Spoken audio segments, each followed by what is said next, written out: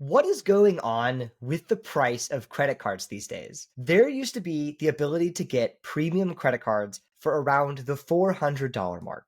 But it just seems that every card issuer now wants to charge $800 or more in the future for their premium cards. What is going on with this? Today, we're going to talk about the death of the $400 premium credit card. My name is Sean, and I'm here with my co host. Hi everyone, I'm Sherwin, the other half of the Credit Card BS podcast. So today the topic is the death of the $400 cards. Really, there's only a few cards left in this price range. Everything else is either down in the $100 to $200 range or like in the $600 to $800 range, right? So the only $400 cards really in my mind left are the Venture X at $395, the Altitude Reserve, which is not open to new applicants anymore. So kudos if you have it. And the Ritz-Carlton card, which is also not directly open to new applicants, but you can product change by upgrading a Chase Marriott card. So really, these are the only ones left in this price range. I almost got a heart attack when I started reading rumors recently about the Ritz-Carlton increasing their annual fee up to $695. And what's really strange is Chase's PR team ended up denying these rumors and said there's no plan on increasing the annual fee. But it also did not seem like the people sharing these rumors were making it up, because it seemed like Chase reps were telling people this information. So I'm almost guessing that they heard about the backlash and like backtracked on it. Sean, do you know anything about this? I did hear the same thing where it was like multiple reps confirming like the same date as well of the changes. And so hey, if they decided to like backtrack, wonderful. Absolutely great. I literally just got like the Chase Marriott card like the other day. So, at least keep it for another year so I can product change next year because I'd like to have that Ritz card.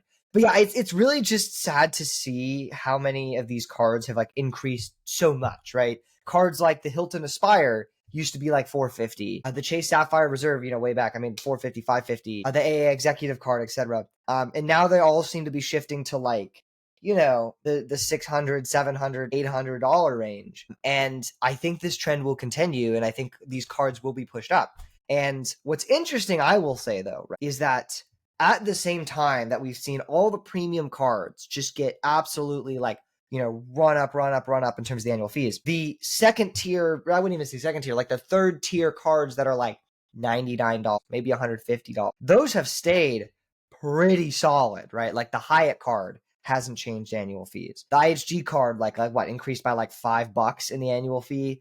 These cards have stayed, pretty constant and haven't really been decreased in benefits. And I think the reason for that is, partly when you have a premium card, right, it's more acceptable to the consumer to like push that up because it is supposed to be like a premium product. But for cards that are like not premium products, right, they don't necessarily want to keep increasing the annual fee on it because they're kind of more of this like the everyday person's card, if that makes sense. What are your thoughts on this, Sherwin? Yeah, I'm still glad that like things like the Hyatt card, the IHG card are under $100, but I wouldn't be surprised if this changes relatively soon, where they're going to 150 or $200. I think the Hilton Surpass card already went up to like 150 or something like that. So I wouldn't be surprised. I also wouldn't be opposed if like Hyatt upped their annual fee to 150 or 200, but gave us a better free night certificate, maybe Cat 1 through 5 or 1 through 6. That would be really nice. But yeah, like things like the Hilton Aspire used to be around 450, it went up to 550. Amex Platt, Chase Sapphire Reserve, and then also the airline cards, right? United, Delta, American Airlines all increased their fees. So not only have they increased their fees, but we're seeing more credits and rebates. And like again, most people find these annoying to use. I'm one of those people, but I also sort of sometimes see the value of like paying a higher annual fee for a lower effective annual fee if you're able to use those credits. Another trend I'm seeing is there's more half year and quarterly rebates. So like the credits are not once a year, like you have to remember using them twice a year, 4 times a year, or even monthly. So that's getting more annoying. But this is a trend we're seeing, whether it's with the new Chase Sapphire Reserve launch or probably the Amex Platt relaunch when they inevitably up their annual fee again this year because they don't want to have a cheaper annual fee than Sapphire Reserve. It's my prediction. Things like that. I think Hilton Aspire's 550 annual fee and really good perks were probably safe for now for another year or two because they just refreshed it like last year, but I wouldn't be surprised if, given how good of a card it is and how like the math almost doesn't make sense of how good it is, I wouldn't be surprised if there's another nerf in another year or two, unfortunately. But Sean, what do you make of this idea that I've been seeing that like we're sort of in a credit card recession right now? Where in like this past half year, maybe year or so, we haven't really seen any meaningful, like really crazy launches or offers that are very enticing with almost no downside.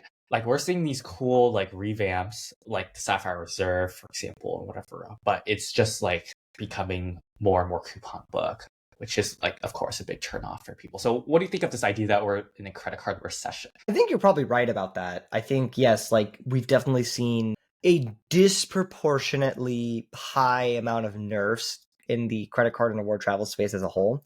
The ink train doesn't really work anymore. A lot of the offers aren't as good as they used to be. Even the inks like referrals have gone down. I think it's a pretty accurate take. As far as the coupon book, thing goes, I think in theory, like theoretically speaking, having a coupon book credit card actually could be great for a consumer in the sense that, look, you have a bank that now has this premium customer segment that wants to provide value for their cards.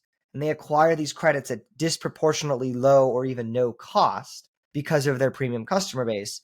And then they can pass that along to you. In theory, if a bank does this right, it actually could be kind of nice because you could have all these credits that are willing to be provided to the bank for access to that customer base. You are getting an outsized value from that. I think the problem, though, is that what happens is the theory aspect could be great. The practicality aspect is you get a bunch of loser credits that you don't want to use. Like, I get a $5 like discount on DoorDash or something. Like, let's be real, right? This is like not even really worth my time to like figure out how to use some of these. But some of these coupon book credits do end up being kind of nice, like airline credits, like Amex FHR credits, for example, things like that. Those end up to me being like very practically usable, and I'm probably going to use them anyways and things like that. I'm not someone who hates the concept of a coupon book card, but I find that too many issuers end up going the coupon book of useless crap that I don't need, right? Like just things that I absolutely like the Sapphire Reserve adding a StubHub credit. I mean, like, let's come on here, right?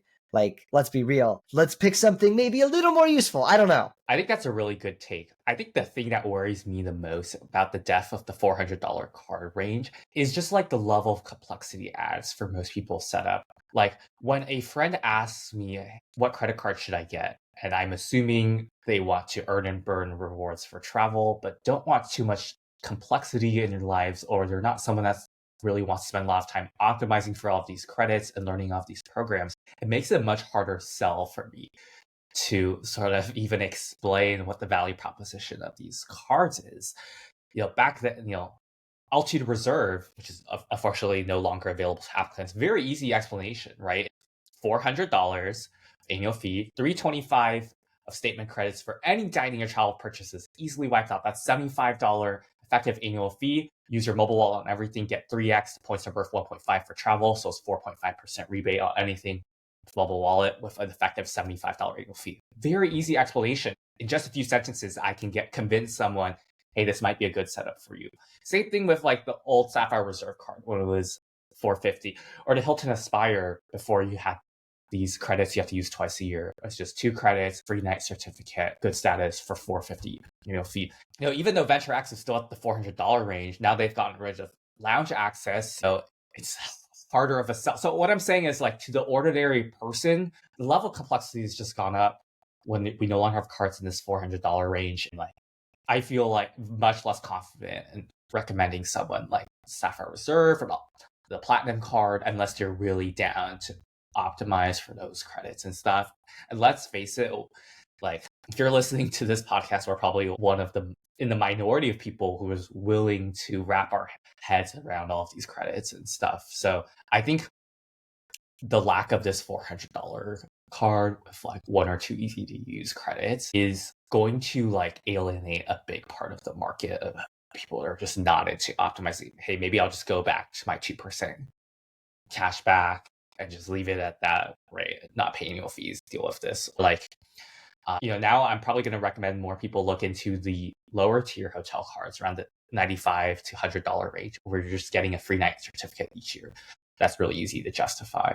So that's my thought. No, I agree completely. I think it's too complicated for like so many people. Like even and the thing is, I think it's like even for someone like me who's like, willing to do the work for that, like I find myself like most of these cards don't make sense to keep open year after year, right? Like really hard for me to justify keeping a platinum card like open year after year, which is usually why I don't, right? I'm just kind of getting like a Biz Plat or something, or I upgraded like an MX Gold to get a bonus or something. So then that little thing tips the edge. But like most of these cards, even for someone that's like willing to use these credits, it's like don't really make that much sense anymore. It's like, why am I doing it? That's why, yeah, I agree. Like hotel cards are great. I wish that there were more like premium hotel cards out there, but I think, yeah, like the $95 hotel cards, like those are just like brain dead easy to use, brain dead easy value. There's no real like mental loops you have to jump through to like, oh, yeah, if I do this and then that, like the card makes sense. It's like, no, you just spend one night a year at the hotel chain.